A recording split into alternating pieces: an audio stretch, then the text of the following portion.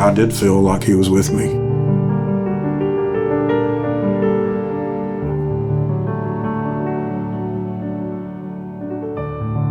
Now, you can scoff at that and say, whatever. But I felt that. You know, very clearly.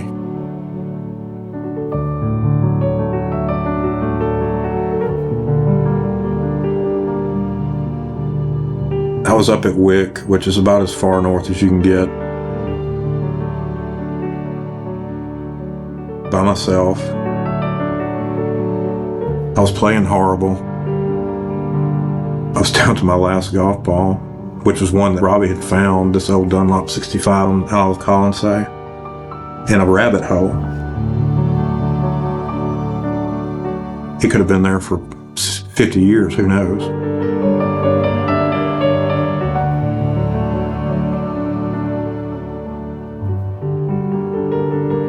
And I thought, you know, what am I doing here? What am I trying to prove? I'm just going to walk in. I don't want to lose this ball, and I'm just playing terrible.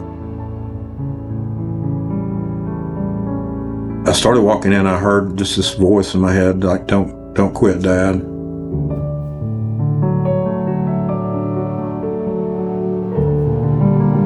It stopped me, and I thought, okay, I'm gonna finish with this golf ball.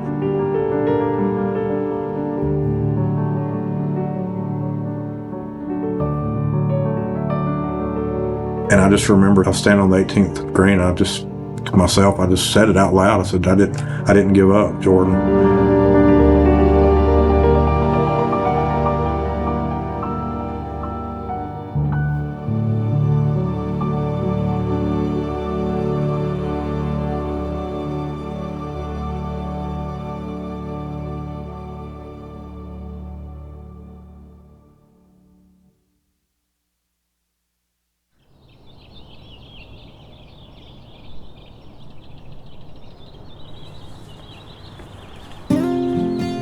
It is the same family. It goes back about 150 years.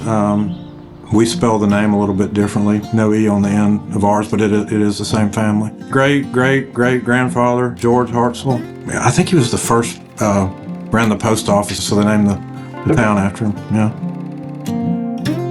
I can't think of a time that I haven't played golf. I mean, it's just a part of my life. My dad started taking me before I could even remember. I mean, I'd go with him to the driving range. I mean, he played his whole life. Both my grandparents played. First time I went to Scotland was 1994. I had just read To the Linksland by Bamberger, and I based the entire trip off that book. My dad and I had always talked about going. He said, you plan the trip. Of course, I didn't have any money then. I'd just gotten out of college. He said, the only thing I want to do is play the old course in Carnoustie. The rest of it, we can go wherever you want. So we went to Machrihanish for 5 days.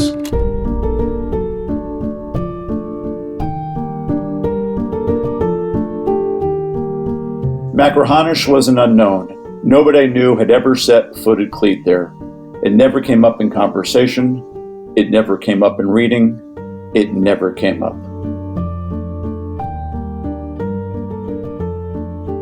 The Kintyre Peninsula was found dangling off the palm of Scotland like a dislocated finger. Machrihanish on our map was a speck, too small to accommodate its long and lyrical name. People were so happy that we'd come down there, because it's not easy to get to. We'd flown all night and hadn't had any sleep. Never driven on the wrong side of the road before. He was sitting in the passenger side with this thing, trying to tell us where to go. Blocking out probably your entire I couldn't see anything. Mirror, yeah. There was no Americans there, and we were treated so well. I moved here about 4 years ago with my wife and 2 kids. I started coming here just on golf holiday and just kind of fell in love with the area. I went all around Scotland just playing golf and just kind of looking, and this was the first place I went to where I was just like, this place speaks to me. I feel like I could live here. 3 through 8 is the best stretch of links golf in the world. Every tee, every fairway, and every green was either on the plateau of a dune or in the valley between the dunes. Nothing was linear, a constant reminder that the golf course was part of the earth, not an artificial creation unto itself. And that's my opinion, but it is.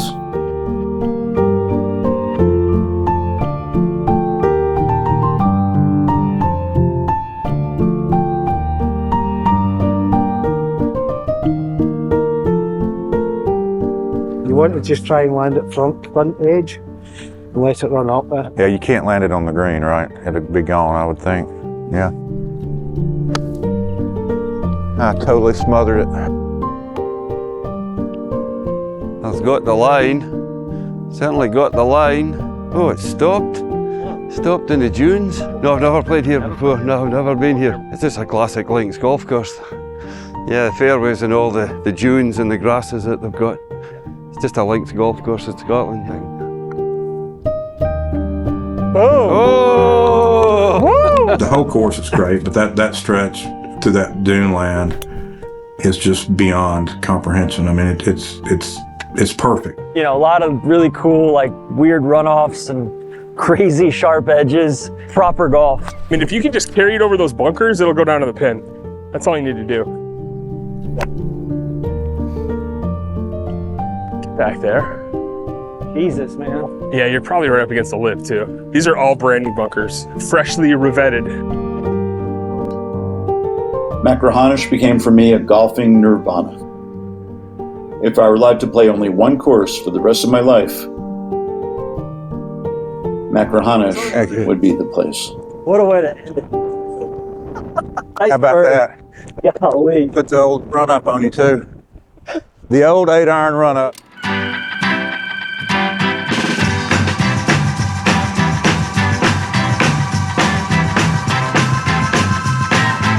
Those old ABC coverage was great. I mean, Peter Allis and Jim McKay, and the way they built up the drama of the tournament, you just get chills almost. But the one that really got me was 77 at Turnberry, and I just remember watching Saturday and Sunday with my dad. I just remember thinking, this is the way golf should be played. Now he must hold this, have any hope at all, with Watson just sitting a couple of feet away. Here she comes.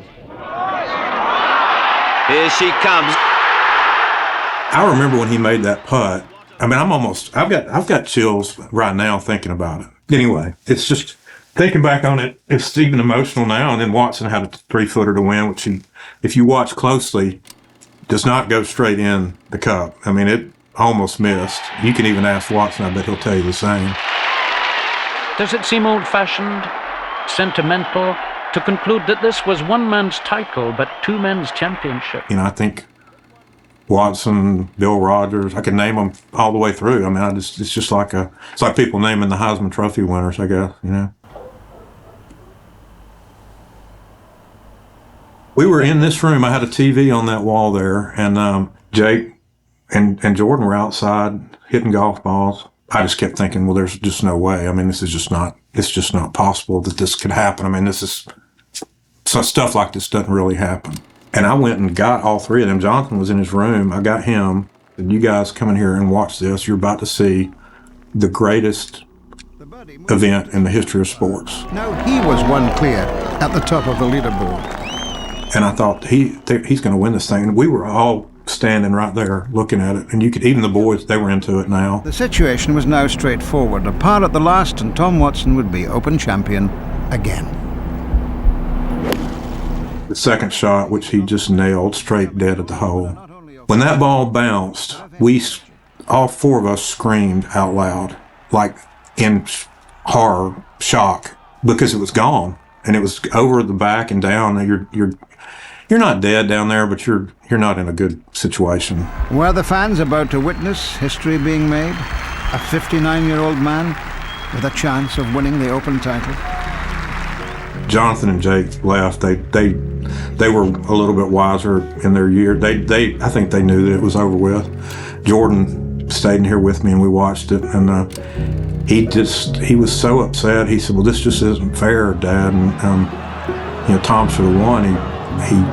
He hit two perfect shots, and I said, that's links golf. I'm also proud of the way Tom Watson played. just says a lot about golf. But Jordan told me that day, I'm going to play in the Open someday, Dad. And I was like, yeah, we're going to do it. And you start having those dreams, and we talked about it a lot. And, he wound up, all my boys wound up knowing the courses of the Open just like I did when I was a kid. When that tournament came on, it was just like a celebration, in the house.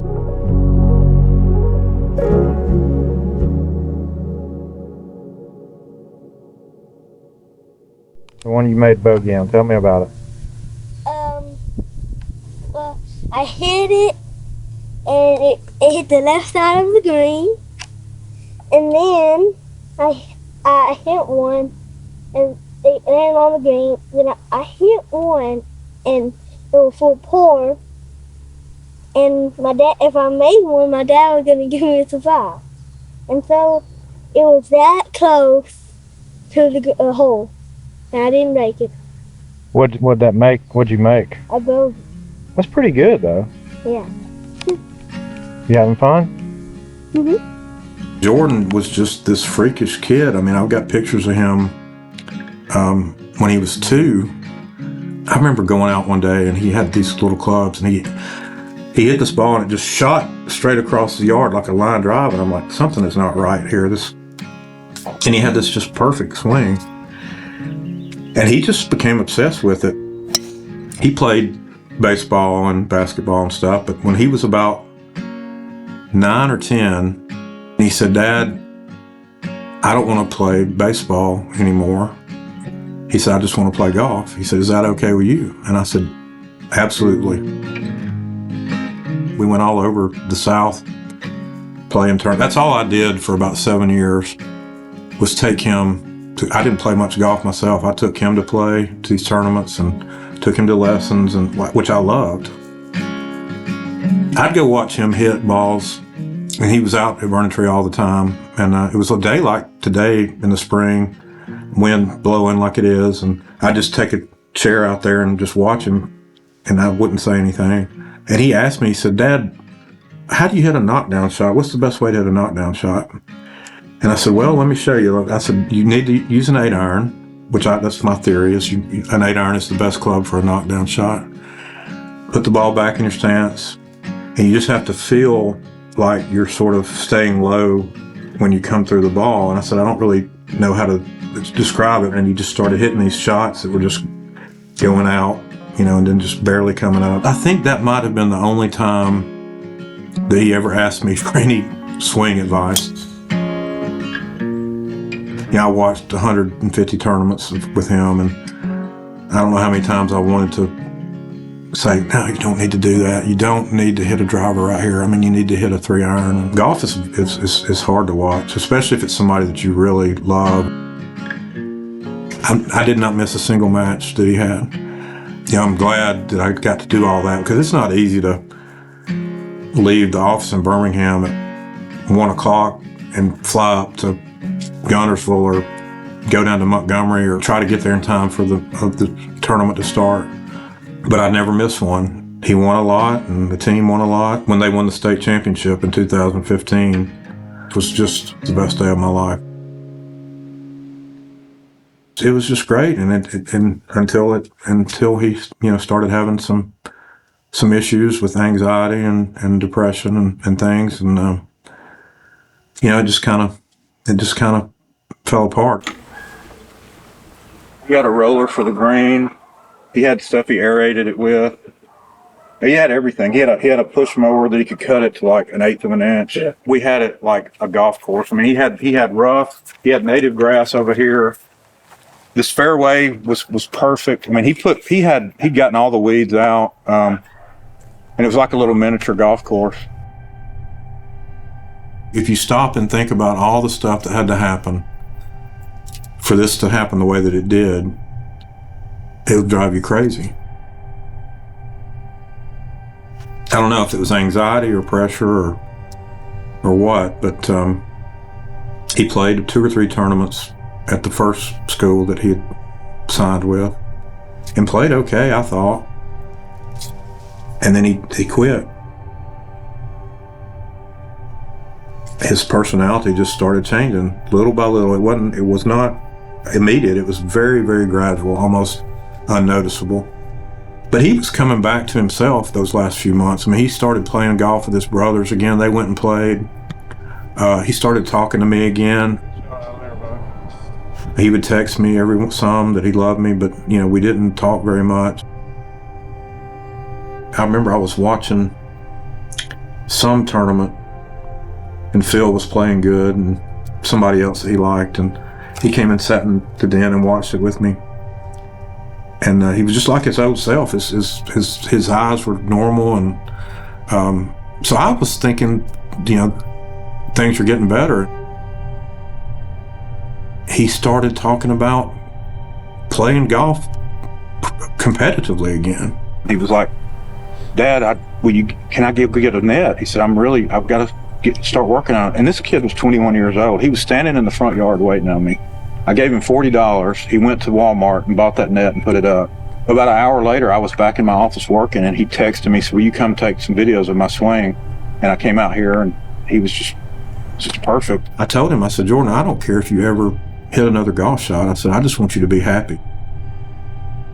It shouldn't have happened, and he wasn't trying to hurt himself. And it just happened, and it's just terrible.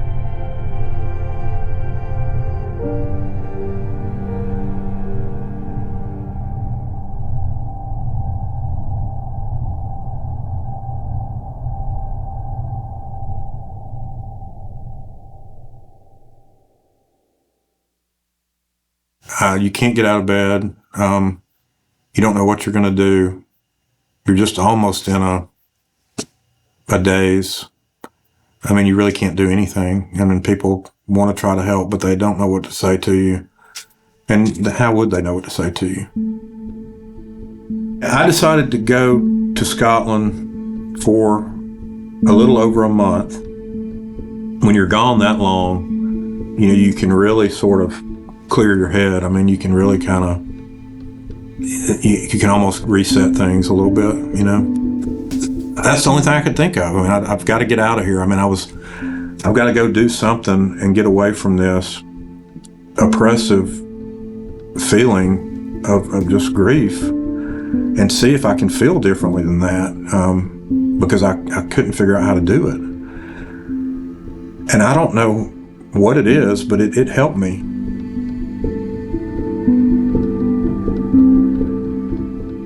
He would have loved being there. That was what it seemed like I needed to do, and as it turned out, it was right. And I didn't know I was going to write a book.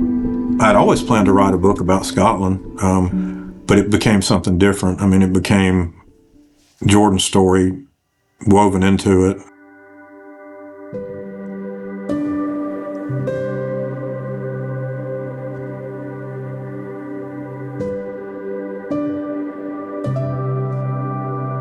I'd called Robbie, my friend Robbie Wilson, who's one of my best friends now. He knew what had happened. I'd talked to him a time or two.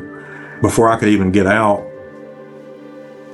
that I wanted to come stay with him. And I says, "Look, Jim, just don't worry about it. Come and stay with me. Take your mind off it.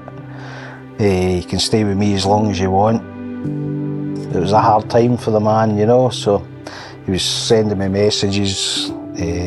I don't know what to do, Robbie, blah, blah, blah. I'm on my own just now, so my family's grown up and they've moved away. So there was a spare room in my house. And we'll just have a good time. He said, "You don't worry about it, you can stay with me." There's something about this place that I just feel at home.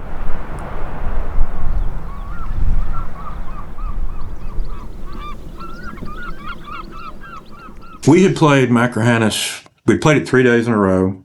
I'd actually walked 54 holes the day before. The next morning, the man, we were staying at the bed and breakfast, a man called David Baxter, and he said, "Jim, what are y'all going to do this afternoon?" And he didn't use y'all, but that's my Alabama coming out of me. And he said, "Well, you ought to go over to Denaverty and play." He said, "I think you and your dad would really like it." I was trying to find out your first date coming down here. It was 1990. Ring number 3, I believe. That's right, still there. You're right next to the bar. That's the one I want, man. That's the one, yes. There was nobody there. The clubhouse was locked, and there was an honesty box by the first tee. We played and went around in about 2.5 hours and had the best time that we've ever had. And I just was blown away by the place, and I've gone back every time.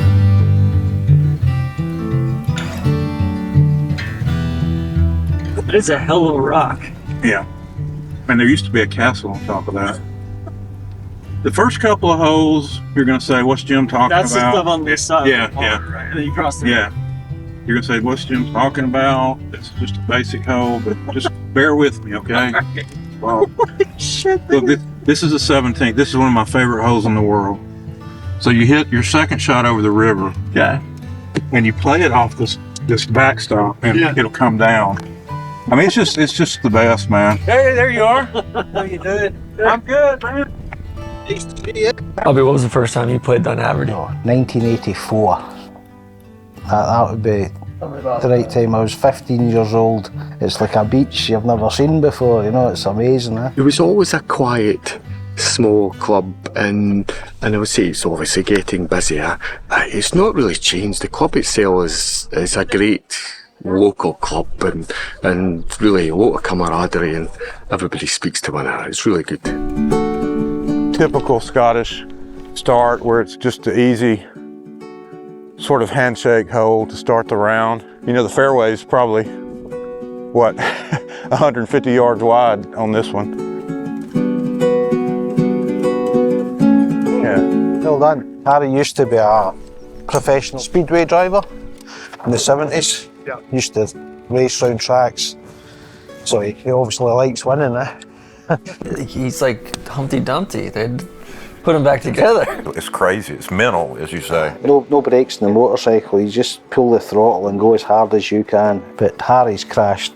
He's said to you, he's crashed so many times off the track, into lampposts, and broken his jaw. And this is the roughest seas in Britain. Really? Yeah, loads of wrecks. So that's why the lifeboat station. That's the old lifeboat station. Nice lovely ball. If you were just throwing a wild guess, would you say about 80 yards maybe? Yeah, I'd say maybe even 90, 95.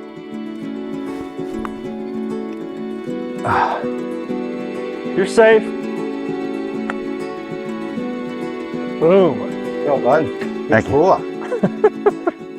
From Dunaverty Beach. The fourth at Dunaverty is my favorite hole in the world. Just when you get over this hill and you see this green, there's just nothing else like it, really. That should be all right. Oh yeah, good shot. Look at that four right there. See, you could write a story on just that font right there. You like quirk outside of golf as well? Oh, most definitely. There's a whole Pink Floyd section here. My favorite author outside of golf is Cormac McCarthy. And this is actually my favorite book, Blood Meridian. Tarantino and the Coens are my two favorite directors. Neutral Milk Hotel, that's the stuff I love. I mean, that's almost a Sid Barrett story in itself. I just like unusual stuff. It was just kind of eye-opening for me. I remember a lot of the blind shots, which I love. Dunaverty probably has 6 or 7 of them. It's just a very unique golf course, unlike any place I've been. I think that's part of it. You play a lot of golf courses and it's just up one way, down the other way, up one way, down. These are all different. That's the nice part about it. Look at that view of the 13th green through there. Rate this bench for me if you can. This one would be an 8.2.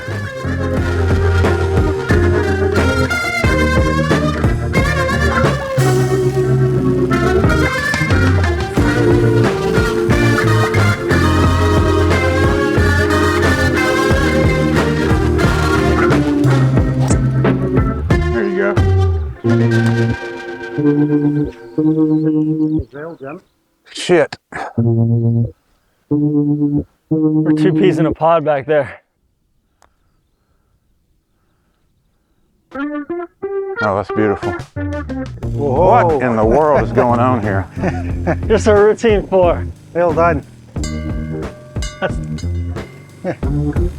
Really is one of the most stunning plants in the world, and it's supposed to be a weed, but it's beautiful. Most invasive, it takes over everything, but it just makes the golf course pop when you see it. It's just beautiful.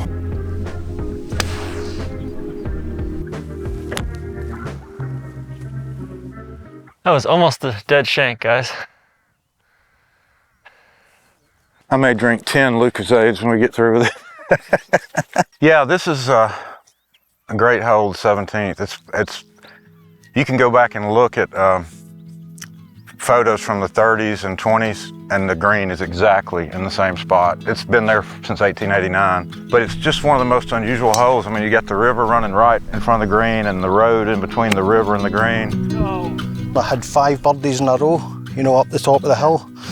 And then I came here, I was still 5 under, and I was 150 to the green, and I dunked a 7-iron into the burn. And then I dropped a ball, dumped it into the burn again, dropped another and dumped it in the burn, knocked over, walked off with a 9. Couldn't sleep for a week after it, thinking about it. It was just like, aye, just boom.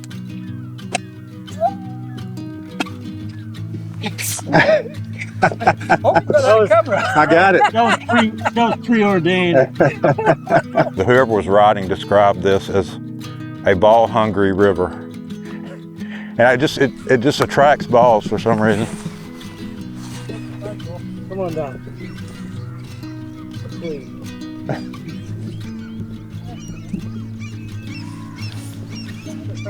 Just like I drew it up. When we drove up the first night, you just started laughing at Yeah, it. it's like it's the most outrageous hole I've ever seen, ever, anywhere. It's insane.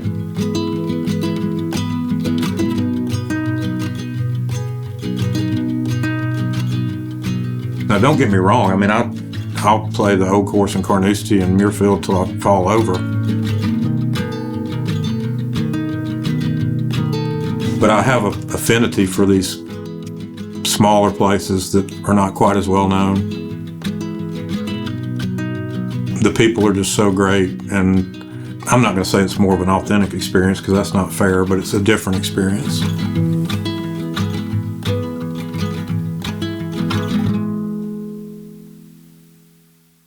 Robbie had to work some, but he took off a lot. But whenever he had to work, he'd tell me where to go. He said, go up to Isle of Seal, play there, go out to this Easdale. There's a little ferry that jumps over. He said, that's you set, you'll love it. And every time he told me that, I'd do it, and I'd have a perfect day.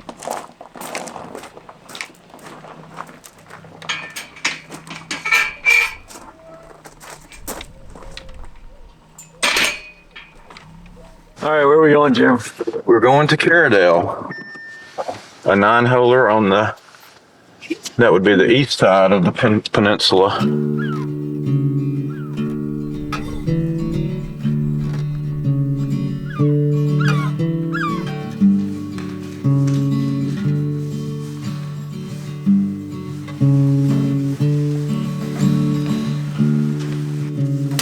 All right, hang up. It's a little different than what we've played. It's more of a headland course, up above the water, kind of cliff top. I think you'll enjoy it. It's it's a little bit primitive. Little half set today. You normally go odds or evens, or you gotta go evens. I've got to have an 8. You gotta have your 8-iron, right? I played with this ball yesterday at Macrahannis in my 1-up victory. It's a Pinnacle 3, a Pinnacle Gold 3. I played with it after the second hole. I played with it 16 holes and didn't lose it. You know who makes Pinnacles? Is that the top? See? Where's my Pinnacle sponsorship? We didn't have to work on it for you. There's a castle right here where this wall is, and it sat right over there. It's been gone for a long time. Coming right at you guys. Those bushes will turn purple, brilliant purple, in a few weeks. Is that Heather? Heather, yeah.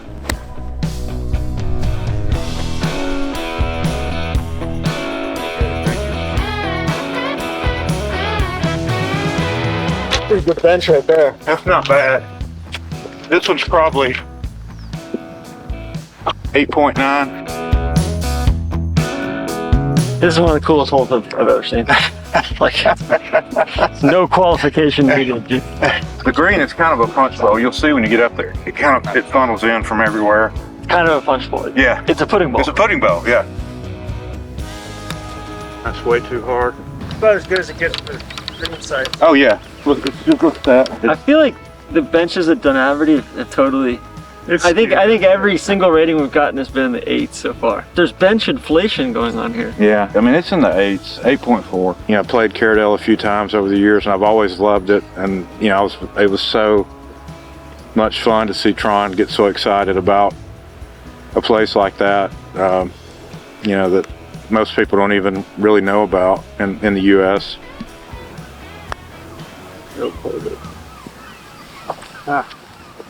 Yeah, that was about as much fun as you can have playing golf. That was a good round of golf, man. Yeah. That one filled up the tank. This is golf. This is what I love. I mean, these people they wanted somewhere to play out here, and It's amazing that like this course itself has only been around since '95. yeah. Honestly, I think that's why I had really never heard of it. Robbie sent me up here. I was sitting around and he told me, you got to go up there. You'd really like this place. In my rankings of tiny clubhouses, this is up close with some others we're going to see at Corey and a few others, but this is one of the best. I mean, look, they've got so much stuff in here. This is smaller than the Shed Sweetens a lot. Yeah. It's just a great little 9-hole course. I mean, just hole after hole, you're just kind of laughing. I mean, it reminds me a little bit of this morning at Caradale. Not as hilly, but just sort of that same sort of feel to it.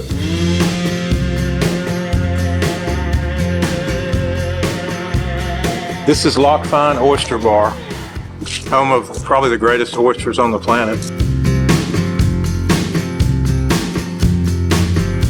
As far as Scottish cities go, where does this rank? This is number 1, and it's number 1 by a good amount. It's just beautiful. I mean, look at the sunset. I mean, you've got everything you need. Restaurants. You got the train and you got the train. You got the distillery. Oban, great whiskey.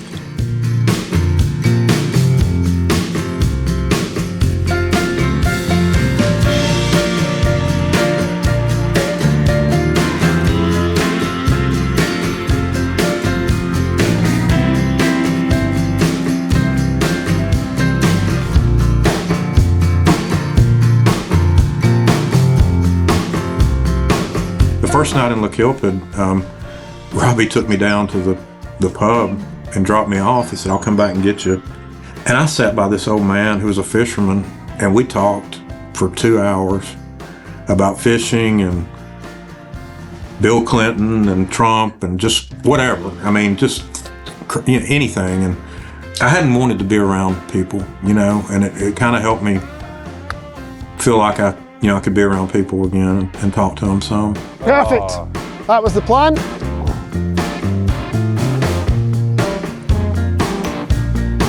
Oh my God, we're in trouble. Better, Jim. That's good. Jim, that's a beautiful shot. Had a great time at Corey with Ewan and Greg. A great match on a beautiful golf course that I dearly love. You seriously climbed up that thing? Yeah. He's probably rescued people. Yeah. Actually, when you were over last year, I drove past you there. I was going to stop and say hello. I just got a call out for... You had to go save somebody. Yeah. Getting Tron out there to see a place like that I've rambled on about for 4 or 5 years to people. It was very enjoyable for me to watch how excited he was. Golf shot. Wow. We had such a great time, and then today ended up at Schuster, which you really can't beat it. What a slice of heaven, man.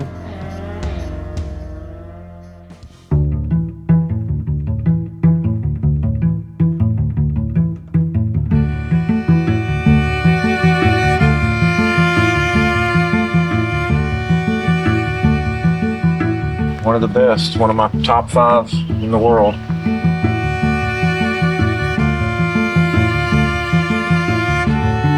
Of course, my top 5 in the world are all in Scotland.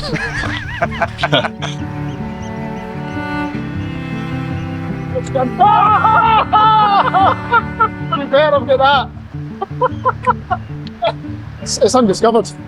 The value for money you get on Arran golfing is tremendous. Membership-wise and green fees-wise, a lot of people don't look at the smaller courses, they just see the big names and come. This is, without doubt, untapped territory for a lot of people.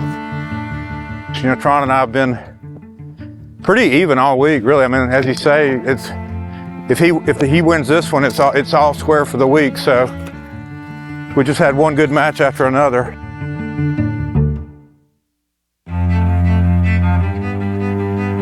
Solid. Solid. Favorite holes here at Shiskin? Number 4, for sure. Once you get the climb up to the top of the Crow's Nest, just the view over the top of the Braddon Sound, beautiful wee hole, wins it for me, for sure. Oh yes, beauty! Is that on film? Yes! It's up to you, Jim. The wind caught it and just took it a wee bit right. Kind of ended up on the beach. Some lovely ramblers found my ball. This is Robbie's favorite hole. I mean, this is like the center of the golf universe right here, honestly. I mean, it's close to it. You can stand in the tee there, you can see the whole length of the beach. It's a blind par 3 and you can see the Ailsa Craig off the tee, and in the summer it's just beautiful. Huh? Good. Yeah. Well done. Couple of proper shots in here. If that had gone in, Robbie, I just would have walked out into the ocean and not come back. You guys could have put a bench out here for me. 9 is, it plays longer than number, big par 5. If you're out of position at all off the tee, it forces a decision, forces you to commit to a shot, either commit to laying up probably farther back than you would be comfortable doing, or you got to just step up and hit the shot, hit the 3-wood. That's it, Jim. Whole trip. Every time he's off the green, 8 iron. So there, tough to beat, especially when he's getting shots. He's a tough out. You know, just coming over here to sort of reflect on the book and what it's meant, and what I went through to write it, and what happened. You know, it just really gives you energy. I mean, we just walked 24 holes. And I really don't even feel tired. I mean, I could go around again, I think. Oh, yeah, beauty! There's just something about being here, even for an older person like me, that gives you the energy and to keep going. And it's just something that kind of rejuvenates me, and I look forward to it. The way I was treated by people, it was just great. And I know for a fact that people knew what had happened, but they didn't say anything about it. But they also went out of their way to make sure that I had a good time. That's my nature, like I'll help anybody. I'm like that. It's just the way I was brought up. Yeah. I wouldn't see anybody stuck. To help us improve our service, we may record your call. Thanks for calling DAA.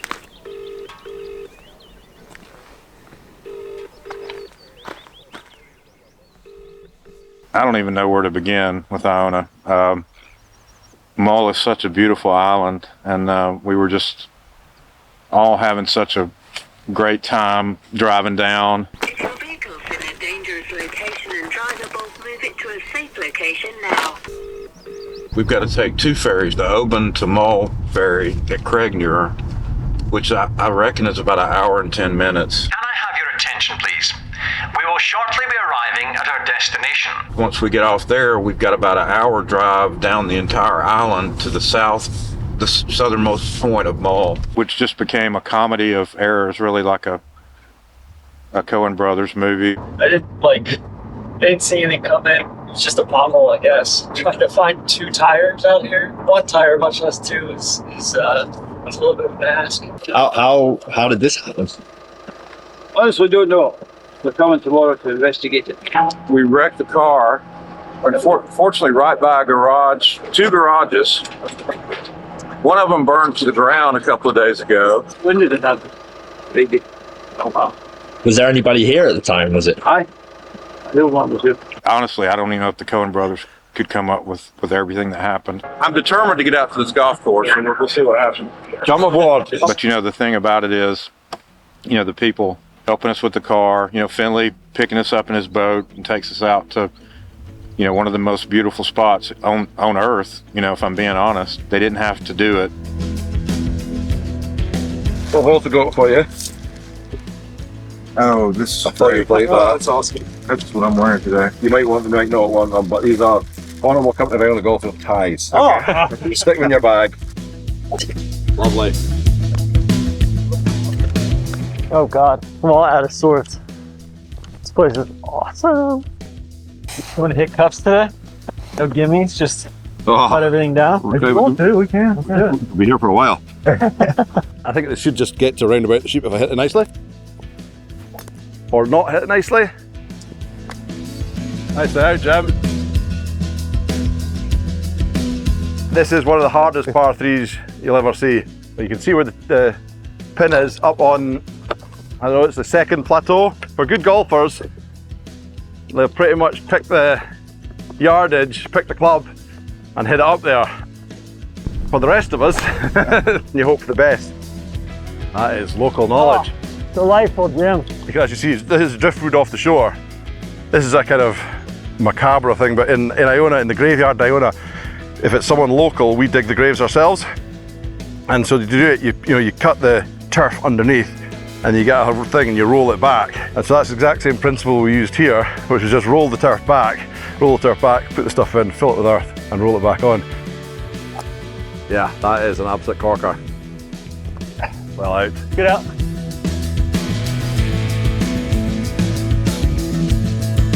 This is wild. That is all over it. Nicely as well. There's a pressure putt. Lovely drive. That is a great golf shot. It's going to be nice. Get a kick. It's a great effort, Jim. So this is also where I proposed to my wife. Really? Yep, right here. And obviously she said yes. She said yes for her sins. So, we made a golf hole. It's about 150 yards. Okay. That's all over it.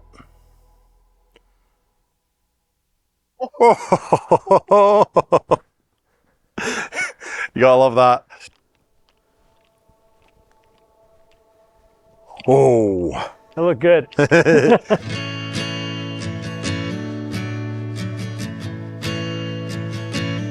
I like meeting people. I think that's more than half the fun of these trips is the people that you meet. Their history is unfortunate and violent, to say the least. They have been an oppressed people. I would like to know whose idea it was to make golf courses 18 holes, and then I'd like to strangle them. Too tired by this time. The enthusiasm's gone. I think that history has given them an empathy for people to deal with life in a way that's a little bit different than we do. Yes! Oh, no. How did that not go in? It hopped right over the stick. I can't thank you enough. No, that's an absolute pleasure. Finley, thank you. This was a treat. You know, eventually we made it home with the help of just, I don't even seem like a multitude of people, but we made it back to Oban. Here we go. Godspeed.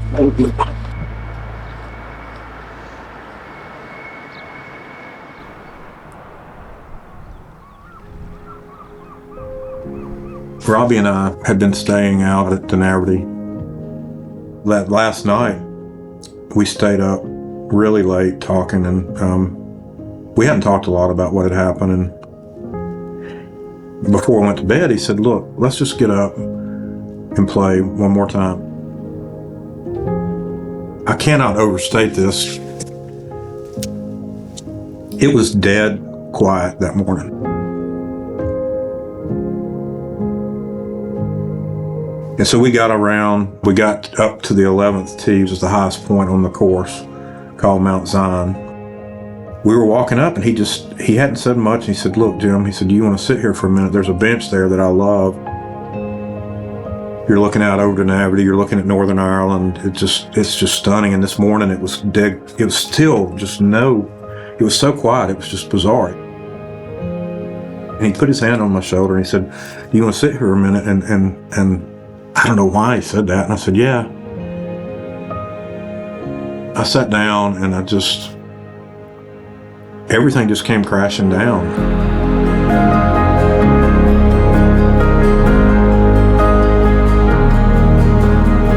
I'm thinking about Jordan and Jake, and I remembered me and Jake had been there a couple years before and how happy he had been, and thought about my dad being out there, 30 years before, and it just all came crashing down on me, and I just really lost it.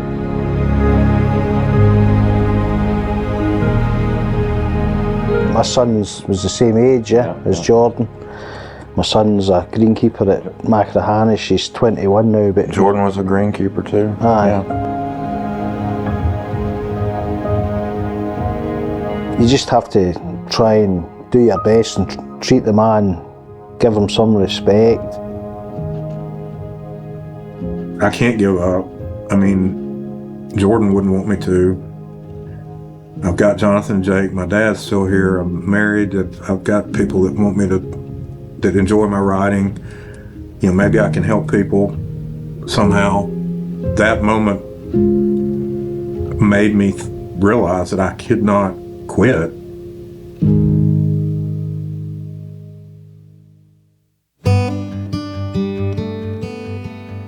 And the purpose of that trip, it was really to just try to figure out a way to keep going, quite honestly.